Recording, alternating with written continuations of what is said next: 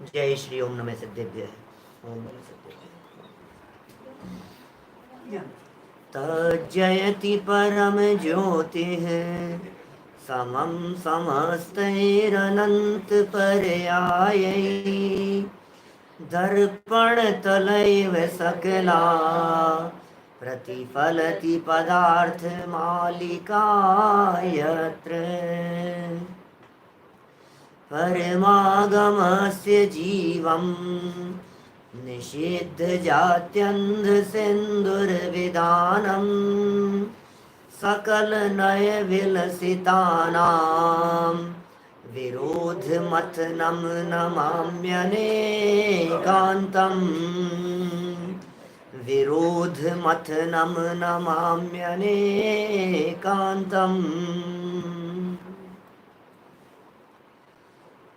परमागम का सारभूत अनेकांत सिद्धांत और मानो उस अनेकांत सिद्धांत की ही व्याख्या अमृतचंद्र स्वामी यहाँ भूमिका के अंतर्गत कर रहे हैं। वे बतला रहे हैं कि हे जीव, तेरे सारे कार्यों की सिद्धि एकमात्र निश्चय से ही होती है। ये चर्चा कल हम कर चुके थे।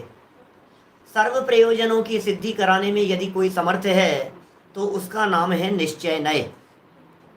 निश्चय से ही सारे प्रयोजनों की सिद्धि होती है, क्योंकि निश्चय भूतार्थ का नाम है, अभूतार्थ व्यवहार का नाम है। भूतार्थ माने प्रयोजन की सिद्धि करने वाला, उसे कहते हैं भूतार्थ।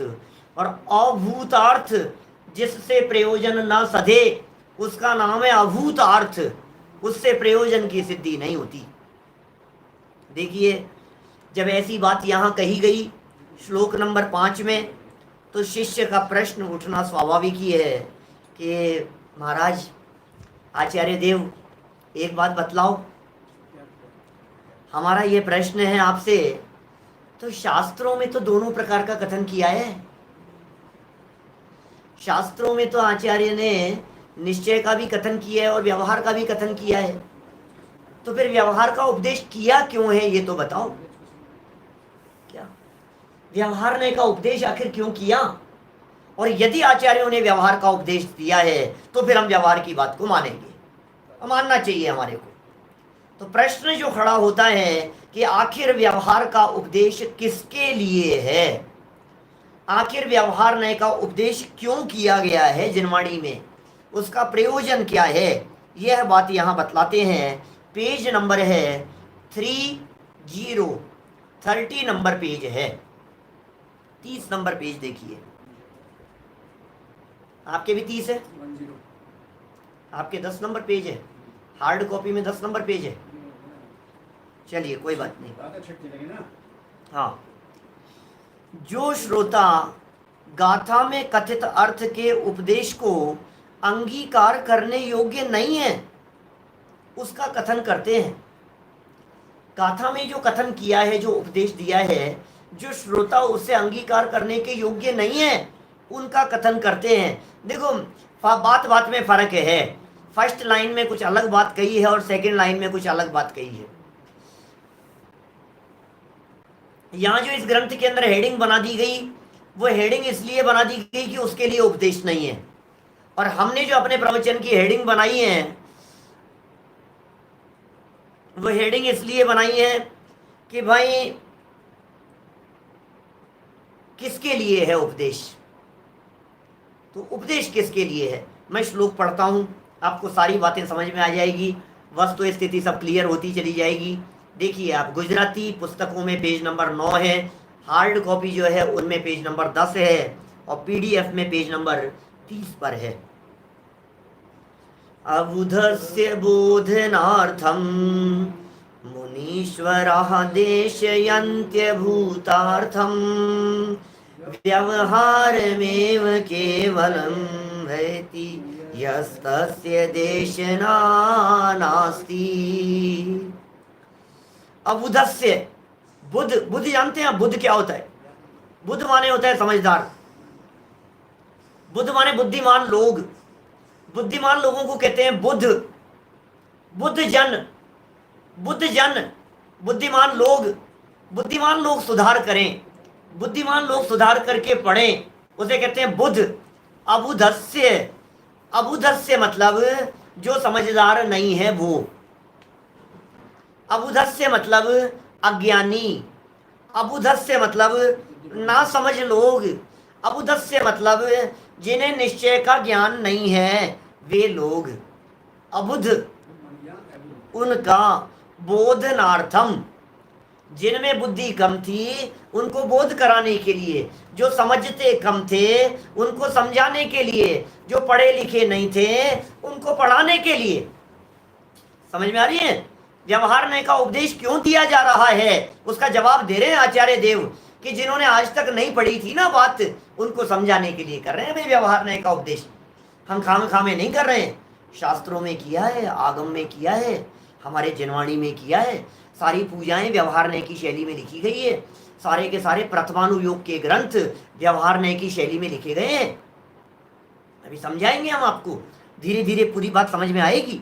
मुनीश्वराः, मुनीश्वराः देशयन्ति भूतार्थम व्यवहारमेव केवलम वैति यस्तस्य देशना नास्ति, उसके लिए देशना नहीं है। जो व्यक्ति व्यवहार में ही अटक करके रह गया उसके लिए उपदेश ही नहीं है। गलत है, व्यक्ति गलत काम कर रहा है, हमने इसके लिए थोड़ी ना दिया था, यही अटक करके रह गया। हालात पता है किस तरह के हैं? हालात इस तरह के हैं, इस व्यवहाराभासी जीव के, व्यवहार में अटकने वाले जीव के हालात कुछ इस प्रकार के नजर आते हैं कि समव शरण में जो पहले की 7 भूमियां लगा दी गई, क्या वे 7 भूमियां इसलिए थी कि तू इनको देखता हुआ आगे बढ़ कि इनमें सुख नहीं है। जो व्यक्ति उसी में अटक गया, बोले कहते हैं यस्तस्य देशना नास्ति, उसके लिए थोड़ी न था ये, अटकने के लिए थोड़ी न है, अटकाने के लिए थोड़ी न है। ये व्यवहार न अटकने का स्थान नहीं है, जो अटक जावे उनका निषेध करते हैं। देखिए अन्वयार्थ पढ़ता हूं।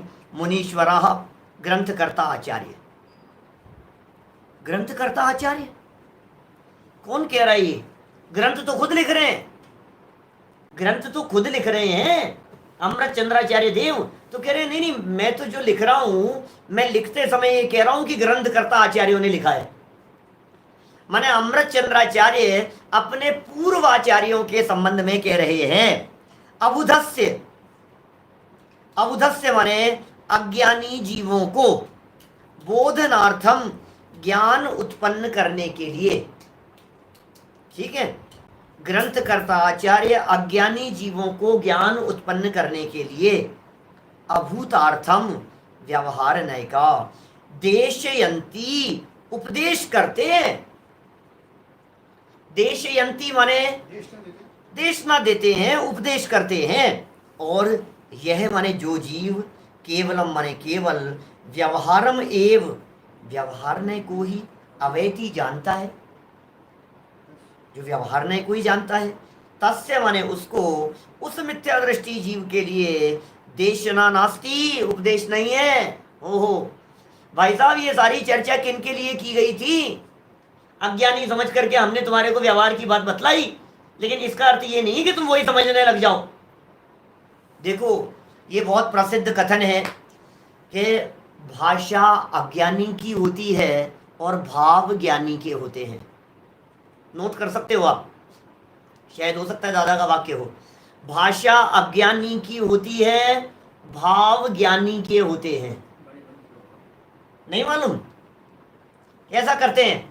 अरे बेटा जा मम्मी को बुला ला, जा दादी को बुला के लाना, बेटा इधर इधर सुन दादी को बुला के ला। अब देखो भाषा किसकी है? जो बोल रहा है वो अपनी दादी को बुलाने के लिए नहीं कह रहा है। क्या वो जो बालक है ना, भाषा तो बालकों की बोल रहा है, दादी को बुला ला, नानी को बुला ला। बच्चा पलट करके कभी ये नहीं पूछता कि पिताजी आपकी दादी तो को बुलाऊं कि मेरी दादी को? आपकी दादी तो परलोक चले गई, तो मेरी दादी को बुलाना है। और मान लो कदाचित दोनों जिंदा हो, पिताजी की दादी भी जिंदा है और बालक की दादी भी जिंदा है, तो वो पूछता है ऐसा किसकी दादी को बुलाना है? नहीं, भाव ज्ञानी का भाव क्या है वो समझाना, बुलाना किसको चाहते हैं? बच्चे की दादी को बुलाना चाहते हैं। और भाषा किसकी बोल रहे हैं? जा दादी को बुला ला। तो दादी को बुला ला, ये जो भाषा का प्रयोग किया गया है ये बच्चे की भाषा में बोला है। आपको यदि अपनी वाइफ को बुलाना होता है तो बच्चे को कहते हो जा मम्मी को बुला ला। भाव तो है वाइफ को बुलाने का और भाषा है मम्मी को बुलाना। समझ में आ रही है बात?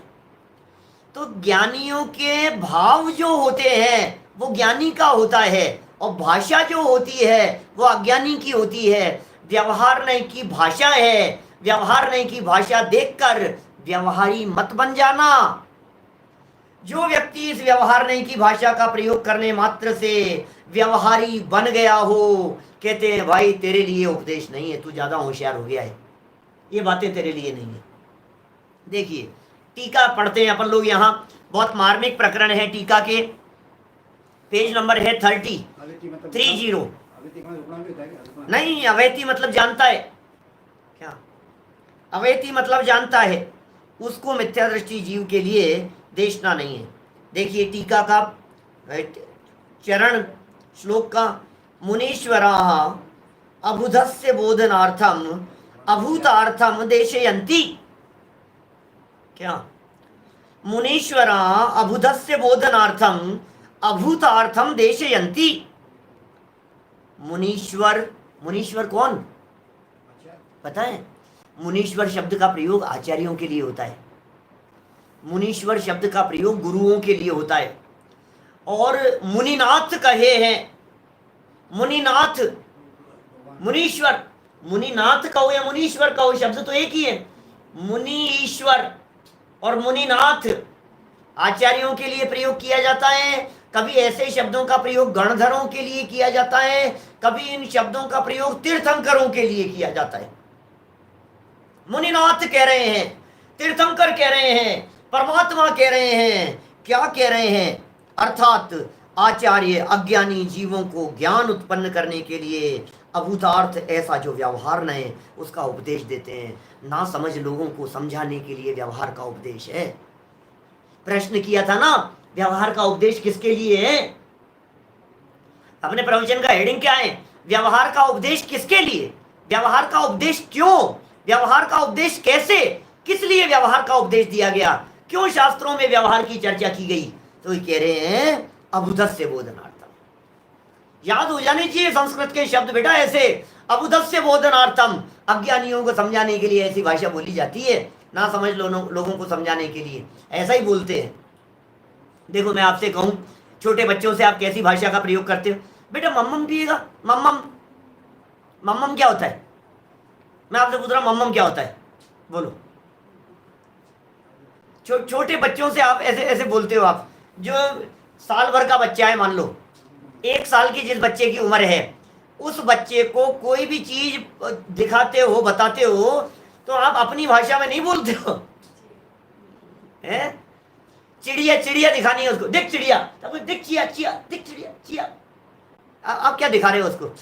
उस बच्चे की भाषा में। कबूतर को बोलते कबू, कबू कबू कबू कबूतर। क्या माने? पानी नहीं बोलोगे आप उसको, वाटर नहीं बोलोगे आप उसको, स्पष्ट शब्दों में नहीं बात करोगे। हाँ बेटा मम्मम पी ले, मम्मम मम्मम मम्मम मम्मम। क्या होता है मम्मम? मैं आपसे पूछ रहा हूँ मम्मम क्या होता है? क्या कुछ बच्चे की भाषा में, तुतलाती हुई भाषा में, जो बच्चा जैसा तुतलाता हुआ बोलता है, उस भाषा में बड़े बड़े लोग उससे बात करते हुए देखे जाते हैं। कहने का मतलब ये है, जो जैसा होता है उससे उस भाषा में बात की जाती है। आप प्रैक्टिकल अनुभव करके देखो। आप तो बहुत सारे लोग 80-90% युवा साथी हैं हमारे साथ में जुड़े हुए, लेकिन जब आप लोग बुजुर्गों से बात करते होंगे, सबके यहाँ पुरानी भाषाएं चलती होगी, शुद्ध हिंदी में बात नहीं करते। मैं आपसे कह रहा हूं आज की युवा पीढ़ी जब अपने दादी से बात करते हैं तो इंग्लिश में बात नहीं करते, वो उनकी भाषा में बात करते हैं। हम भी जब हमारे बचपन में हमारे दादी जी से बात करते थे तो ढूंढारी में बात करते थे, उस पुरानी भाषा में बोलते थे, जिस भाषा में। और आज भी कभी बुजुर्ग लोग 80-90 के साल वाले ऐसे अम्मा जी दादी जी ऐसे कोई मिलते हैं तो कभी कभी कभी कभी उनकी भाषा में बात करते हैं अपन, जो जैसा होता है। ना समझ लो, ना समझ है क्योंकि वो नहीं समझेंगे। जो जिस भाषा में समझता हो उसे उस भाषा में समझाते हैं। और गजब की बात बतलाऊं, दूसरी एक और बात। राजा महाराजा लोग होते हैं ना, किसी को शिक्षा देनी होती है तो क्या करते हैं, बोले जिसको शिक्षा दी जानी है उसको उसकी भाषा में समझाते हैं। जो प्यार की भाषा समझता है उसे प्यार की भाषा में समझाते हैं। जो डांट की भाषा समझता है उसे डांट की भाषा में समझाते हैं। और जो लात घूसों की भाषा समझता है उसे लात घूसे से समझाते हैं। बोले कितना स्पष्ट है। अरे भाई आगे आएगी वो बात, मुझे पता है, आप पहले से पढ़ के बैठे हो। क्या आगे जब आएगी तो पढ़ूंगा ना उसको, मलेच्ची की भाषा की बात। क्यों इतनी आकुलता क्यों होती है जल्दी जल्दी आपको ऐसे बोलने की। देखो क्या कह रहे हैं, जो जैसी भाषा वाला हो, जिसकी जैसी भावना हो, जो जैसी बुद्धि वाला हो, जो जैसी योग्यता वाला हो, ना समझ मूर्ख लोगों को लात घूंसों से समझाते हैं। जो वो भी कहता है, मिनिस्टर ये कहता है, समझ लो आप, पुलिस के बड़े बड़े अधिकारी ये कहते हैं, इनको समझाओ थोड़ा सा इनको समझाओ। समझाने का मतलब क्या है, वो पुलिस वाले ले जाते हैं, उसको खूब ठोकते हैं। अरे भाई साहब, अरे साहब क्या करें, हमने बहुत समझाया फिर भी बोलता नहीं है। तो तुमने समझाना मतलब क्या है वहां, कि वो पिटाई की भाषा समझता है अपराधी व्यक्ति, वो प्यार की भाषा नहीं समझता। उससे प्यार से पूछो तो वो यही कहता है, नहीं नहीं साहब मुझे कुछ नहीं मालूम, मैंने कुछ नहीं किया साहब, नहीं नहीं कुछ नहीं किया है। फिर जब खींच खींच के चांटे पड़ते हैं और जब पिटाई होती है, ठुकाई होती है, तो फिर उसकी भाषा निकलती है। तो भाई तू प्यार से बोल रहे थे तभी बोल देता। यहां जो बात समझाना चाह रहे हैं आचार्य देव, ये कह रहे हैं जो जैसा है उसे उस भाषा में समझाया जाता है। ये बात हुई यहां। देखिए आगे, अनादि का अज्ञानी जीव, 30 नंबर पेज का लास्ट पैराग्राफ है। अनादि का अज्ञानी जीव व्यवहार नय के उपदेश बिना समझ नहीं सकता। अब उसकी बेचारे की आदत ही इसी तरह की पड़ी हुई है। सब्जी वाले अलग भाषा में समझते हैं, गांव वाले अलग भाषा में समझते हैं, किसान लोग अलग भाषा में समझते हैं। आपको पता है फॉर्म वॉर्म भी जो भरवाए जाते हैं ना, वो सब उनको उस भाषा में समझाए जाते हैं। हिंदी की भाषा में उनको समझाने वाले जो गांव के लोगों को जो फॉर्म भराने वाले हैं वो उस भाषा में समझाते हैं, नहीं तो नहीं समझ पाएंगे। हम दक्षिण भारत में चले जाएं तो उनसे संपर्क कैसे बनाएंगे, बोले जो जिस भाषा में समझता हो उसे उस भाषा में समझाओ। सुनो एक और बात कह रहा हूं, भाषा का अर्थ अकेला जबान नहीं है, इशारों की भी भाषा होती है। इशारों इशारों में समझा दिया जाता है, हम उसको समझा देते हैं ऐसा प्लीज। अब वो भाषा नहीं समझ रहा है लेकिन ये सब समझ रहा है कि इसको पानी पीना है। बॉडी लैंग्वेज वो भी लैंग्वेज कहलाती है, वो भी भाषा है। तो बॉडी लैंग्वेज किस प्रकार की है, किसी भी व्यक्ति की बॉडी लैंग्वेज को देख करके भी इस बात का अंदाजा लगा लिया जाता है यह व्यक्ति कितना समझ रहा है, यह व्यक्ति कितना समझ पाएगा, कितनी बात इसके दिलो दिमाग के ऊपर से निकल जाएगी, ये बात समझ में आ जाती है ये बॉडी लैंग्वेज से। जब कोई व्यक्ति बैठा हुआ होता है ना, और ऐसे बैठा हुआ होता है, कोई इस तरह से बैठा हुआ होता है, किसी के पैर पसरे हुए होते हैं, टेबल, बहुत सुमत प्रकाश जी भाई साहब तो बहुत पकड़ते हैं इन सब बातों को। कोई व्यक्ति सामने बैठा हुआ व्यक्ति ऐसे टेक करके नहीं बैठेगा। जिनवाणी सुन रहे हैं हम, सावधान होकर के बैठो आप। भाई साहब ये माँ है आपकी, बहुमान करो इस जिनवाणी माँ का। ये जिनवाणी माँ से डायरेक्ट बात करने का हमारे को मौका मिल गया है, ये अवसर मिल गया है हमारे को जिनवाणी माँ के साथ में बात करने का। क्या कह रहे हैं, अनादि का अज्ञानी जीव, अनादि काल से अज्ञानी है। ज्ञानी कौन होता है, सम्यक दृष्टि ज्ञानी होता है। पढ़े लिखे व्यक्ति को ज्ञानी नहीं कहते हैं, पढ़े लिखे की ज्ञानी की बात नहीं है। अभी शिखर जी में जो पंचवर्षीय शिविर था उसमें एक संगोष्ठी में, शाम को तो प्रवचन रोजाना चलते ही थे मेरे, संगोष्ठी में समय सार पर संगोष्ठी थी और मेरा एक विषय था ज्ञानी और अज्ञानी। शायद मैंने वो उद्बोधन इस पे यूट्यूब पे डाला है, 9-10 मिनट का है। ज्ञानी और अज्ञानी, कौन ज्ञानी है और कौन अज्ञानी है, और मैंने बहुत तरह के विभाजन करके बतलाए। तो एक इंजीनियर पढ़े लिखों को ज्ञानी कहते हैं, एक जिसको जिस फील्ड का ज्ञान है उसे ज्ञानी कहते हैं, दूसरे फील्ड का व्यक्ति उसके लिए अज्ञानी हो जाता है। बोलो, मेडिकल के फील्ड में हम अज्ञानी हैं, और समय सार और शास्त्रों के फील्ड में कोई व्यक्ति हमारे को ज्ञानी कह सकता है। हम ज्ञानी नहीं कह रहे हैं अपने आप को, क्योंकि हम जानते हैं ज्ञानी शब्द का प्रयोग हमारे यहाँ जिनवाणी में सम्यक दृष्टियों के अर्थ में भी किया जाता है। अरे कहीं कहीं तो ज्ञानी शब्द का प्रयोग केवल ज्ञानियों के अर्थ में है, बाकी सब अज्ञानी है। केवल ज्ञानी ही ज्ञानी है, बाकी सब अज्ञानी है, छद्मस्त है, अज्ञानी है। ऐसे ऐसे तक प्रयोग मिलते हैं। मैं आपको क्या बतलाऊं, हमारे यहाँ शास्त्रों में जिनवाणी में कि हमारे अरहंत भगवान या तीर्थंकर बनने वाले जीव दीक्षा लेने के बाद में मौन धारण कर लेते हैं, बोलते नहीं है। तीर्थंकर बनने वाले हैं वे जीव, जो जीव तीर्थंकर बनने वाले हैं, जिनका गर्भ कल्याणक मना चुके देवलोग, जन्म कल्याणक मना चुके, जिनका दीक्षा कल्याणक मनाया जा चुका है, ऐसे जीव गर्भ जन्म और दीक्षा कल्याणक जिनका मनाया जा चुका है, दीक्षा लेते ही वे तीर्थंकर बनने वाले जीव मौन हो गए जीवन भर के लिए, जीवन भर के लिए मौन। भगवान महावीर स्वामी को 12 वर्ष बाद केवल ज्ञान हुआ। 30 वर्ष की उम्र में दीक्षा ले ली थी, 42 वर्ष की उम्र में केवल ज्ञान हुआ, 12 वर्ष का अंतराल पड़ गया, वह 12 साल तक मौन धारण महावीर भगवान। ये तो छोड़ो, जब हम बात करते हैं आदिनाथ भगवान की, तो आपको जानकर के आश्चर्य होगा, आदिनाथ भगवान दीक्षा लेने के बाद 1000 वर्ष तक मौन बैठे रहे, ध्यान करते रहे, विहार करते रहे, ध्यान करते रहे, जो भी उनका जैसा चर्या थी, लेकिन मौन 1000 वर्ष तक। ये तीर्थंकर बनने वाले जीव जीवन पर्यंत के लिए मौन क्यों? पता है, एक साहित्यकार ने इस प्रकार की व्याख्या की। हमारे गुरु हमारे को न्याय पढ़ाते थे, एक अजैन विद्वान थे, न्याय पढ़ाते थे, न्याय शास्त्र एमए में, जैन दर्शन में, प्रोफेसर दयानंद जी भार्गव। वो पता है क्या बात कहते हैं? वो कहते हैं, सुनो, मैं जब सोचता हूं इसके बारे में तो मुझे लगता है कि आखिर वे क्यों नहीं बोले। बोले, जब तक केवल ज्ञान नहीं हुआ तब तक हमें ही पूरी बात का पता नहीं है, हम क्यों बताएं और क्यों बोले। समझ में आ रही है बात? अपूर्ण है ना, परिपूर्णता तो नहीं है ना। मौन ले लेते हैं, समझाने का विकल्प नहीं, वो उनकी विवक्षा है, समझाने का विकल्प नहीं आता है, बोलने का विकल्प नहीं आता है जिसको। और देखो फिर आप, ऐसा पुण्य बंधता है, ऐसी कर्म प्रकृतियां बंधती है उनके, कि केवल ज्ञान हो जाने के बाद स्वयमेव ही सर्वांग से वाणी निकलती है, स्वयमेव। अब कोई कहते हैं कि सिर्फ मुख चंद्र थे अमृत जरे, मुखार बिंद से वाणी गिरती है, मुख से निकलती है। कोई कहते हैं होठ नहीं हिलते और ओंकारमयी वाणी मुख से निकल रही है, जैसा जो कथन समझ लेना आप। लेकिन बात क्या है, कौन ज्ञानी और कौन अज्ञानी? बोले, आत्मज्ञान ही ज्ञान है, शेष सभी अज्ञान।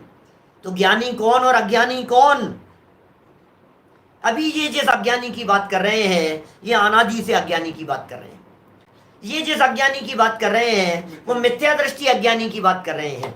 ये जिस अज्ञानी की बात कर रहे हैं, जो स्वपर भेद विज्ञान जिसको नहीं है, अपने पराये की जिसको खबर नहीं है, आत्मा परमात्मा को जो नहीं जानता है, उस अज्ञानी की हम बात कर रहे हैं यहां। देखिए, उस अज्ञानी जीव व्यवहार नय के उपदेश बिना समझ नहीं सकता, व्यवहारी जन है, नहीं समझ पा रहे। इसलिए आचार्य महाराज व्यवहार नय के द्वारा उसको समझाते हैं, वही यहां बता रहे हैं। व्यवहारी था, व्यवहार नय की भाषा में समझाते हैं, उसे यहां कह रहे हैं। बहुत सुंदर एग्जाम्पल दिया है। ग्रंथादिराज समय सार है अपना एक, उस समय सार ग्रंथ की 8वीं गाथा है।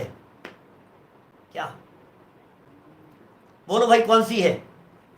जहणवी सकमण जो अनार्य भाषा के बिना समझा सके ना अनार्य को, बस त्यों ही समझा सके ना व्यवहार बिन परमार्थ को। देखो, जैसे किसी म्लेच्छ को, म्लेच्छ माने हम लोग 2 प्रकार के मनुष्य होते हैं, आप जानते हैं। तत्वार्थ सूत्र महाशास्त्र में मनुष्य 2 प्रकार के कहे हैं, एक आर्य और एक म्लेच्छ। आर्या म्लेच्छाश्य, ये तत्वार्थ सूत्र में उमा स्वामी आचार्य ने लिखा है। हम लोग सब आर्य हैं, आर्य खंड के हैं ना हम लोग सब आर्य कहलाते हैं। और जो दूसरे हैं वे कहलाते हैं अनार्य, म्लेच्छ, उन्हें अनार्य कहते हैं। तो कोई म्लेच्छ व्यक्ति है और आर्य व्यक्ति, उसने स्वस्ति शब्द कहकर के आशीर्वाद दिया तो उसे उसके अर्थ का कुछ बोध नहीं हुआ, म्लेच्छ था, भाषा ही नहीं जानता था, और वह ब्राह्मण की तरफ ताकता रहा, टकटकी लगा के देखता रहा, ये पता नहीं क्या कह रहे। मुनिराज ने क्या कहा उसके लिए? स्वस्ति, स्वस्ति शब्द का प्रयोग किया। ये अमृतचंद्राचार्य ने, ये वही अमृतचंद्राचार्य देव ने हैं जो अमृतचंद्राचार्य देव समय सार की व्याख्या करते हुए 8वीं गाथा की व्याख्या में स्वस्ति शब्द का प्रयोग कर रहे हैं। ये वही अमृतचंद्राचार्य हैं, इन्होंने ही समय सार की टीका लिखी है। समय सार की उसी टीका का स्वरूप और उसका जो उद्धरण है उसे यहां प्रस्तुत कर दिया है टोडरमल जी साहब ने। तो स्वस्ति शब्द कह करके आशीर्वाद दिया, उसको अर्थ का कुछ बोध नहीं हुआ और वह ब्राह्मण की तरफ ताकता रहा। वहां एक दुभाषिया, दुभाषिया समझ गए आप? जिसको दुभाषिया, दोनों भाषाओं का जानकार, समझाने वाले की भाषा को भी जानता है और जिसे समझना है उसकी भाषा को भी जानता है। जिसे कहते हैं ना अपन मीडिएटर, समझ लो आप, दोनों पार्टियों को जानने वाला, दोनों भाषाओं को जानने वाला, इधर से सुना, ट्रांसलेट करके इनकी भाषा में बता दिया, वो दुभाषिया। उससे म्लेच्छ भाषा में बोला कि यह ब्राह्मण कहता है कि तेरा कल्याण हो। स्वस्ति शब्द नहीं समझाता वो, अब स्वस्ति को समझाते हुए क्या कह दिया? तेरा कल्याण हो, ऐसा कह रहे हैं ये। तब आनंदित होकर उस म्लेच्छ ने आशीर्वाद का अंगीकार किया। अरे धन्यवाद धन्यवाद, थैंक यू थैंक यू। समझ में आ रही है बात? नहीं तो समझ ही नहीं पा रहा था वो, पता नहीं क्या कह रहे हैं। मैंने कितना सुंदर एग्जाम्पल दिया है, और ये एग्जाम्पल किस लिए दिया है? जो जिस भाषा को समझ रहा हो उस भाषा में बताओ उसको। देखिए ठीक उसी प्रकार चर्चा चल रही है व्यवहार के उपदेश की। म्लेच्छ हम जैसे ही होते हैं क्या? ऐसी जिज्ञासा व्यक्त की है सामने से। भाई साहब ऐसा है, म्लेच्छ बिल्कुल हम जैसे होते हैं। म्लेच्छों का रंग रूप आकार प्रकार लंबाई चौड़ाई सब कुछ हमारे जैसी होती है। म्लेच्छ लोगों का खान पान भी ऐसा ही होता है। कुछ जो भी कुछ खाते होंगे, थोड़ा सा कलर डार्क होता होगा, कुछ लाइट होता होगा, कुछ गोरे काले होते होंगे, कुछ मोटे पतले होते होंगे, होते इंसान ही हैं, लगभग हमारी जैसी हाइट के होते हैं, वे सब म्लेच्छ हैं। चक्रवर्ती म्लेच्छ खंड की 32,000 रानियों को लेकर के आता है। 32,000 रानियों से शादी करता है चक्रवर्ती। म्लेच्छ खंड से लेकर के आता है 32,000 की रानियां, और 32,000 रानियां आर्य खंड, यहाँ विजयार्ध पर्वत की श्रेणियों से आती है। हम आर्य खंड में हैं, 5 म्लेच्छ खंड हैं, वहां से चक्रवर्ती पत्नियां लेकर के आता है। तो यदि हमारे जैसे नहीं होंगे तो चक्रवर्ती किन से शादी करेगा? तो दिखते तो अपने ही जैसे हैं ना, हमारे ही जैसे होते हैं। अमेरिका वाले म्लेच्छ नहीं है भाई, है ना, अमेरिका वाले म्लेच्छ नहीं है। अमेरिका तो हम कितने 12-15 बार जाया है हम अमेरिका, वो कोई म्लेच्छ नहीं है कोई। हर साल जाते हैं महीने 2 महीने के लिए। सब लोगों के बीच में खूब मंदिर हैं, खूब स्वाध्याय होते हैं, कोई म्लेच्छ नहीं है। सब लोग साधर्मी लोग हैं। अमेरिका में, ऑस्ट्रेलिया में, लंदन में, अफ्रीका में, सब जगह पर, अलग कितने देशों में, सब जगह देखा है। सब जगह अपने ही जैसे लोग हैं, अपने ही जैसे कमाते हैं, अपने ही जैसे खाते हैं, अपने ही जैसे रहते हैं। कोई वैभव होगा, किसी के कम होगा, वो अलग मैटर है। म्लेच्छ भी इसी तरह के हैं। म्लेच्छों के यहाँ भी खेती बाड़ी होती है, म्लेच्छों के यहाँ भी खेती बाड़ी होती है, म्लेच्छों के यहाँ भी पेड़ पौधे उगते हैं, म्लेच्छों के यहाँ भी व्यापार करते हैं, बिजनेस करते हैं, काम दाम होते हैं, इस तरह के होते हैं। मांसाहार की प्रवृत्ति होती होगी, कुछ नॉनवेज खाते होंगे, कुछ धार्मिक वृत्ति के नहीं होते, थोड़ा सा ऐसा है, धार्मिक नहीं होते, ऐसा समझ लो आप। नियम नहीं है, सब तरह की प्रवृत्तियां हो सकती है, लेकिन कुल मिलाकर के इतना समझ लेना कि धार्मिक नहीं होते हैं म्लेच्छ जीव। म्लेच्छ जीव धार्मिक नहीं है, लेकिन वहां भी कदाचित सम्यक दर्शन शब्द का प्रयोग किया है म्लेच्छ खंड वाले जीवों के लिए भी। कदाचित कोई जीव सम्यक दर्शन प्राप्त कर लेवे तो कर लेवे, म्लेच्छ खंड में भी नारकी कर सकता है, चतुर्थ गुणस्थान की बात है। देखिए यहाँ अब उसको समझाया, म्लेच्छ को आनंदित हो गया, प्रसन्न हो गया, मजा आ गया उसको। स्वस्ति कह रहे तेरा कल्याण होगा, आशीर्वाद, उसको उसकी भाषा समझ में आ गई। अभी तक समझ रहा था कह क्या रहे हैं। कभी कभी ऐसा होता है ना नहीं समझने वाले लोगों को, जो भाषा नहीं समझते, उन लोगों को दूसरी भाषा के अंदर गालियां भी दे दी जाए ना मुस्कुरा करके, तो व्यक्ति थैंक यू कह करके जाता है, उसको क्या पता गालियां दे रहा था, ऐसा भी हो जाता है। देखिए ठीक इसी प्रकार आचार्य ने अज्ञानी जीव को आत्मा शब्द कहकर उपदेश दिया। आत्मा कहकर के, अब सुनना, देखो व्यवहारी जन को व्यवहार की भाषा में समझा रहे हैं, व्यवहार की इंपॉर्टेंस बतला रहे हैं। व्यवहार नहीं होता तो क्या होता, जरा कल्पना करके देखो आप, यदि व्यवहार नहीं होता तो किसी व्यक्ति को आत्मा समझाने के लिए जब हम आत्मा बोलते तो वो बेचारा नहीं समझ पाता, जाने कौन क्या होता है, आत्मा होता क्या है। तो फिर इन्होंने कहा सुनो, तब वह कुछ नहीं समझा जब आत्मा शब्द का तो, और आचार्य की तरफ देखता रह गया, ये आत्मा कह रहे हैं, आत्मा मतलब क्या है। तब निश्चय और व्यवहार के ज्ञाता दुभाषिया, निश्चय को भी जानते हैं और व्यवहार को भी जानते हैं, निश्चय और व्यवहार दोनों को जानने वाले दुभाषिया ऐसे आचार्य देव, उसने व्यवहार नय के द्वारा भेद उत्पन्न करके, गुण गुणी आदि भेद विवक्षा द्वारा उसे बताया कि जो ये जानने वाला है ना, देखने वाला है, जानने वाला है और आचरण करने वाला है पदार्थ है, वही आत्मा है। आत्मा क्या है बोलो, समझ में आ रही है बात? ये आत्मा देखने, जो देख कौन रहा है ये बता, तेरे को कैसे समझा रहे हैं, बोलो समझ में आएगी आत्मा? नहीं समझ में आ रही है बात? ये कौन है जो जान रहा है, ये कौन है जो बोल रहा है, ये कौन है जिसके दिमाग में बात समझ में आ रही है, वो कौन सी जगह है जिस जगह पर तुम्हारे को 10 साल पुरानी बात याद है, बताओ कहां पर है वो चीज? गुस्सा किसको आता है, आंखों को आता है कि हाथों को आता है? कि साहब जब हाथ पिटाई करते हैं तो हाथों को आता है, जब बड़बड़ाते हैं तो जवान को आता है, और जब अंदर ही पी जाते हैं और आंखें लाल हो जाती है तो आंखों को आता है। अरे ऐसा नहीं है क्या? ये तो प्रदर्शन होता हुआ दिखाई दे रहा है क्रोधाधिक का। गुस्सा आंख नाक में थोड़ी ना आता है, गुस्सा जवान में थोड़ी ना आता है, गुस्सा शरीर में थोड़ी ना आता है। गुस्सा कौन कर रहा है और गुस्से को जान कौन रहा है? बोले सुन, ये जो जानने वाला है वो आत्मा है। देखो व्यवहारी को व्यवहार की भाषा में समझा रहे। आत्मा को समझाने के लिए आचार्य देव कैसी शैली का प्रयोग कर रहे हैं? व्यवहार है वो, उसको व्यवहार की भाषा में समझाओ।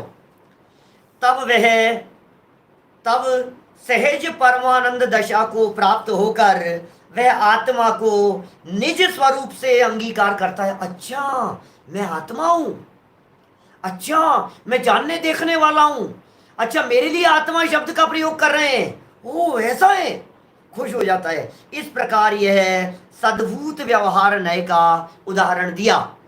अब ये थोड़ी सी बात थोड़ी टेक्निकल आ गई है, नए लोगों की दृष्टि से समझाता हूं, देखो सबके समझ में आएगी। डरना नहीं, घबराना नहीं, मुझे मालूम है आप बहुत जबरदस्त योद्धा हैं, आप डट करके इन बातों को समझ रहे हैं।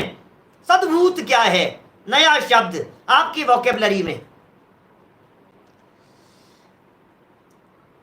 यहां प्रश्न मत करो, आपके जो टेलीग्राम ग्रुप है वहीं प्रश्न करना, मेरा उपयोग बार बार में जाता है, फिर उत्तर देने का भी मन होता है।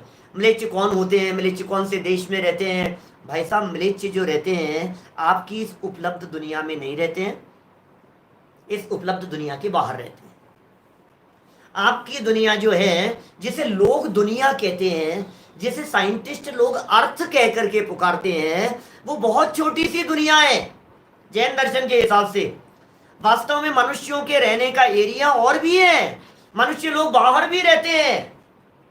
बाहर तो तीर्थंकर मौजूद हैं, पता है आपको? विद्यमान श्री 20 तीर्थंकर सिद्ध प्रभु के गुण गाऊं, रोजाना आप लोग अर्घ चढ़ाते हैं पूजाओं में। इसका मतलब 30 तीर्थंकर, 20 तीर्थंकर वर्तमान में मौजूद है, कहीं ना कहीं बैठे हुए हैं। विदेश क्षेत्र में, मिलिच्छ खंड में, ऐरावत क्षेत्रों के अंदर बहुत मनुष्य पूरे 2.5 द्वीप में फैले हुए हैं। इन सब बातों के संदर्भ में मेरे विस्तृत प्रवचन YouTube पर प्लेलिस्ट में से देखो, 3 लोक फोल्डर में 20-22 प्रवचन हैं। पूरा बाकायदा प्रोजेक्टर से समझाया है एक एक चीज को अच्छे से, आप वहां से देखेंगे, क्योंकि यहाँ कुछ नहीं समझा पाऊंगा मैं मिलिच्छ खंड के बारे में। आपको मिलिच्छ क्या होते हैं, कैसे होते हैं, कौन सी जगह पर है, कौन सा एरिया है, सब बातें आप लोगों को समझ में आएगी। अभी तो ये समझो अपनी जो बात चल रही थी, सद्भूत क्या है भाई? सद्भूत क्या है? व्यवहार दो प्रकार का है। अब समझना बच्चा, व्यवहार दो प्रकार का है, एक सद्भूत व्यवहार, एक असद्भूत व्यवहार। सद्भूत व्यवहार किसे कहते हैं? सत्य माने होता है वस्तु, सत्य वस्तु का लक्षण है, और भूत माने होता है होना। क्या? सद्भूत वस्तु में जो व्यवहार हो एक ही वस्तु के अंदर, वो सद्भूत व्यवहार है। जैसे आत्मा की बात चल रही, सुनो सुनो धैर्य से सुनो, आत्मा की बात चल रही है। बोले अब इस आत्मा को आत्मा से ही समझाओ, आत्मा के ज्ञान से समझाओ, आत्मा के दर्शन से समझाओ, आत्मा के चारित्र से समझाओ, आत्मा के गुणों से समझाओ। बोले आत्मा को आत्मा के माध्यम से ही समझाया, ये है सद्भूत। ये तो हो गई बात जो यहां व्यवहार से समझा दिया। अब एक दूसरा और है व्यवहार, उससे भी समझाते हैं कभी कभी। जो ज्ञान दर्शन आदि को नहीं समझे उसको असद्भूत व्यवहार से समझाते हैं। असद्भूत क्या है? आत्मा को समझाना है, शरीर से समझा रहे हो। अब आत्मा में शरीर तो नहीं है। किसी जैसे देखो, मैं किसी व्यक्ति का उदाहरण देकर के समझाऊं तो आपको समझ में आएगी। किसी व्यक्ति की प्रशंसा में आपको कई बातें कहनी है, पकड़ना। देखो, सद्भूत और असद्भूत दो नए शब्द हैं। सद्भूत व्यवहार और असद्भूत व्यवहार, इन दोनों शब्दों को आपकी वोकेबलरी में जोड़ लीजिए। मैं शब्द समझा रहा हूं, बात समझ में आएगी अभी। सद्भूत व्यवहार क्या है? किसी व्यक्ति की प्रशंसा करते समय हमने ये समझाना शुरू किया, भाई साहब इनका नेचर बहुत अच्छा है, भाई साहब ये बहुत सरल स्वभावी है, भाई साहब गुस्सा कभी नहीं करते हैं ये, भाई साहब ये बहुत ईमानदार है। ये सब सद्भूत व्यवहार है। और असद्भूत समझाना हो तो कैसे समझाएंगे? इन्हीं के साथ में, इसी तारीफ करते करते हमने कहा पता है ये बहुत अच्छा बैकग्राउंड है, इनका फैमिली बैकग्राउंड बहुत स्ट्रांग है, आपको पता है ये बंबई के रहने वाले हैं, आपको पता है इनके पिताजी ये थे, आपको पता है इनके गांव के अंदर बहुत लंबी चौड़ी जमींदारी है। तो क्या समझाया भाई साहब आपने? जमीन से समझाया, पिताजी से उसका परिचय दिया, परिवार से उसका परिचय दिया, पोस्ट से उसका परिचय दिया, हाइट से उसका परिचय दिया। तो ये लंबाई चौड़ाई मोटाई वजन से उसका परिचय दिया। ये कितने हैं? ये 50 किलो के अंतर्गत हैं, ये 70 किलो वाले उसके अंदर लागू होंगे। तो ये जो परिचय है ये शरीर से है, संयोगों से है। यह सब असद्भूत व्यवहार है। मोटा मोटा समझने के लिए इतना ही समझ लो, ये असद्भूत व्यवहार से समझा रहे हैं। और सद्भूत व्यवहार से क्या समझाया? जो क्वालिटी बॉडी की नहीं है, इनकी आईज 6/6 है, तो ये तो आंखों की व्यवस्था है। मैं क्या करूं भाई साहब, कल खराब हो सकती है आंखें, 3 दिन बाद में बिगड़ सकती है। तो आंखों से नहीं पहचाना हमने उनका परिचय उनके स्वभाव से दिया, उनके गुणों से दिया, उनकी ईमानदारी से दिया, उनकी सच्चाई से दिया, उनकी नैतिकता से दिया। ये सब सद्भूत। मैंने व्यक्ति का उदाहरण देकर के आपको समझाया है। अब आत्मा में लगाओ।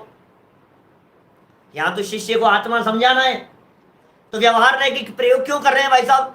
जब सारे प्रयोजनों की सिद्धि निश्चय से होती है। ये 5वें श्लोक में बात कह दी थी, पिछले श्लोक में कल हम आपके बीच में बात कर चुके थे। सारे प्रयोजनों की सिद्धि निश्चय से होती है, तो जिनवाणी में व्यवहार क्यों?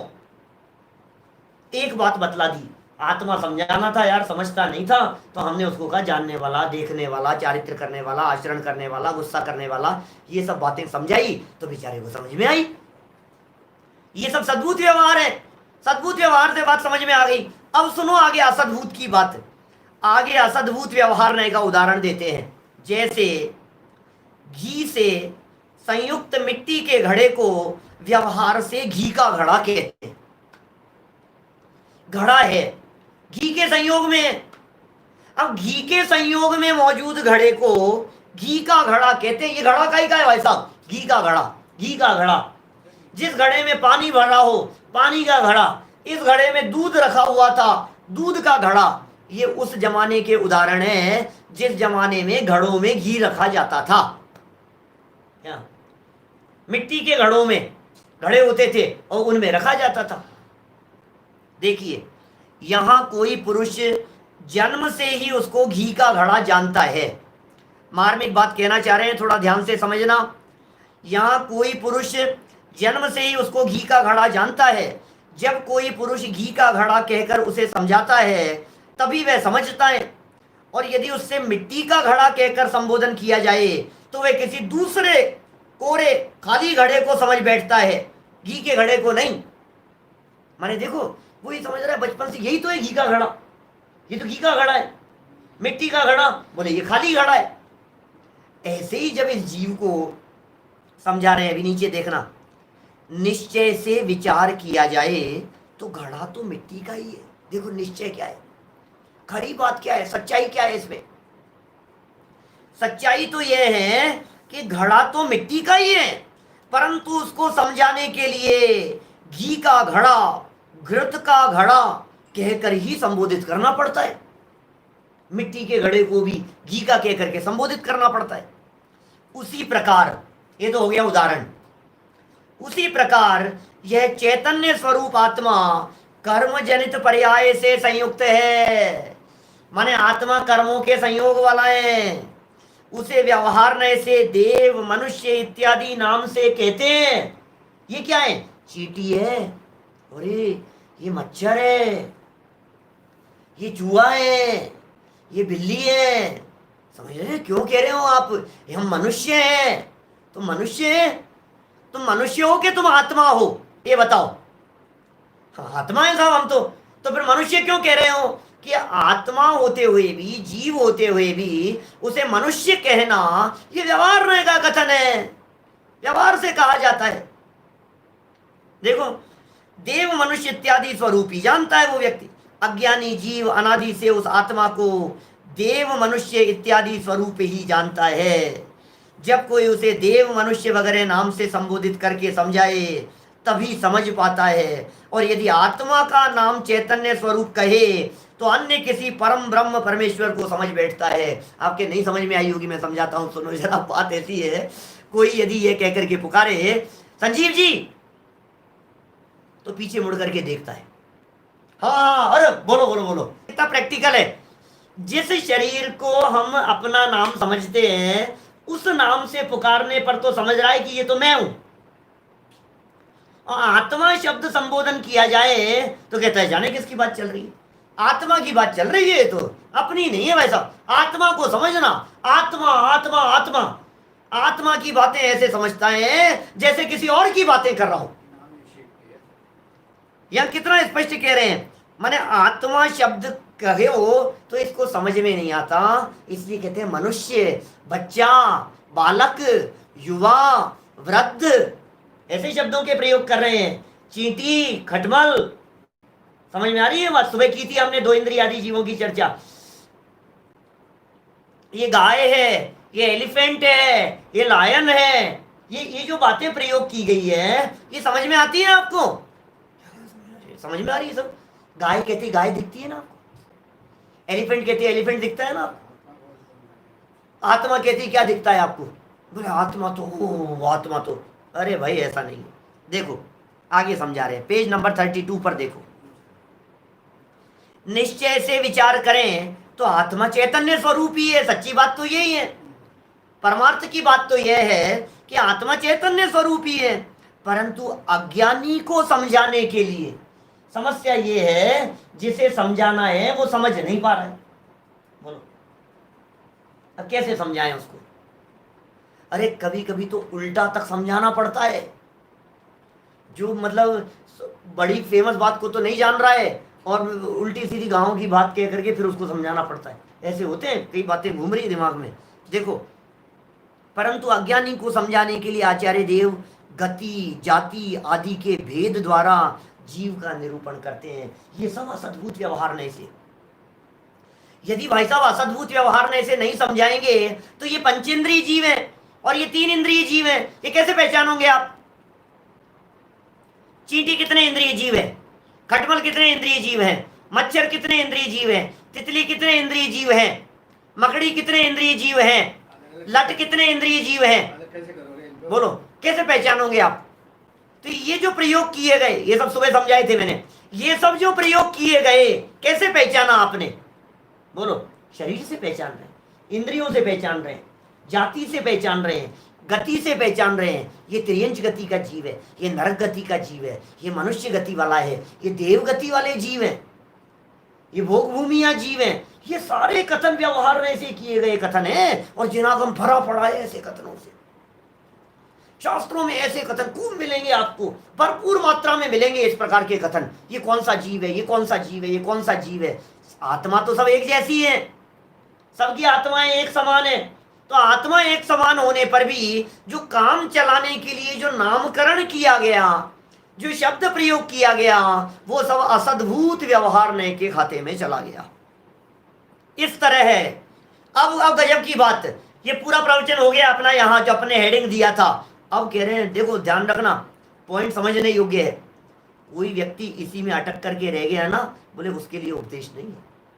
अब मार्मिक बात कह रहे हैं। इस तरह अज्ञानी जीवों को ज्ञान उत्पन्न कराने के लिए आचार्य महाराज व्यवहार का उपदेश करते हैं।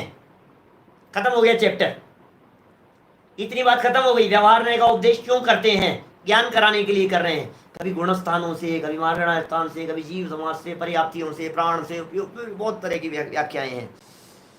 आगे केवलम व्यवहारम एव अवैति यह तस्य देशना नास्ति।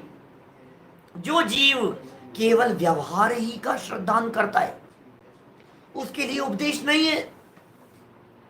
तो व्यवहार में अटक करके रह गया है, इसके लिए थोड़ी ना व्यवहार ने कोई जोड़ा था साथ में, उसके लिए उपदेश नहीं है। निश्चय नहीं के श्रद्धान बिना केवल व्यवहार मार्ग में ही प्रवर्तन करने वाले मिथ्या दृष्टियों के लिए उपदेश देना निष्फल है, बेकार है। तो फिर साहब व्यवहार का उपदेश मत दो।